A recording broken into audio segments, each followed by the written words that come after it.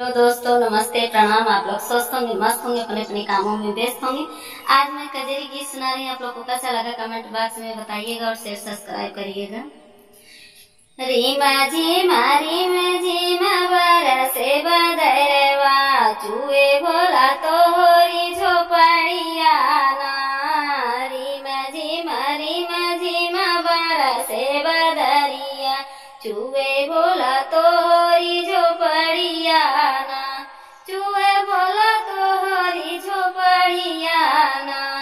पानिया के बरसे भोला भीगी जही हमारी चुनरिया, हम नहीं हरवा जाबई ना। पानिया के बरसे भोला भीगी जही हमारी चुनरिया, हम नहीं हरवा जाबई ना। कैसे के जाबू गौरा तू ही नहीं हरावा, गंगा मैया मारे लीला हरियाना। कैसे के जाबू गौरा तू ही नहीं हरावा, गंगा मैया मारे लीला हरियाना। रिम झिम बरसे बदरिया, चूहे भोला तोरी झोपड़िया ना। चूहे भोला तोरी झोपड़िया ना। पानिया के बरसे भोला भीगी जही हमारी चुनरिया, हम नहीं हरवा जाबई ना। कैसे के जाबू गौरा तू ही नहीं हरवा, गंगा मैया मारे लीला हरियाना। चंदन के लकड़ी काठे की नैया, चंदन के लकड़ी काठे की नैया, हम नहीं हरवा जाबई ना।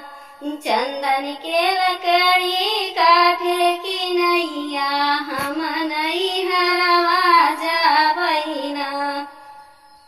डूबी जही नैया डूबी जाबू गौरा, डूबी जही नैया डूबी जाबू गौरा, गंगा मैया मारे लीला हरियाना।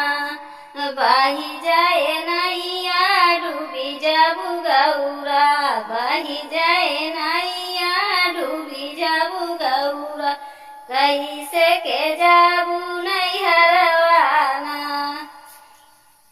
रिम झिम बरसे बदरिया, चूहे भोला तोरी झोपड़िया ना। मानी ले तू हे गौरा हमारा कहनावा, जीनी तू ही जा तू नहीं हरवाना। मानी ले तू हे गौरा हमारा कहनावा, जीनी जा तू ही नहीं हरवाना। रिम झिम बरसे बदरिया, रिम झिम बरसे बदरिया, चूहे भोला तो होरी झोपड़िया ना।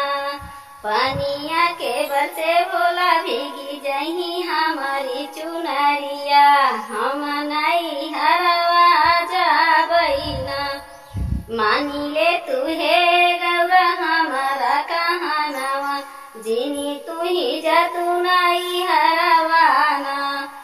तो है रखबै गौरा दिलावा के भीतरी, तो है रखबै गौरा दिलावा के भीतरी। नहीं भीगै देबै तोहरी चुनरिया ना। तो है रखबै गौरा दिलवा के भीतरी, नहीं भीगै देबै तोहरी चुनरिया ना। रिम झिम बरसे बदरिया, चूहे भोला तोहरी झोपड़िया ना। रिम झिम बरसे बदरिया, चूहे भोला तोहरी झोपड़िया ना। चूहे भोला तोहरी झोपड़िया ना।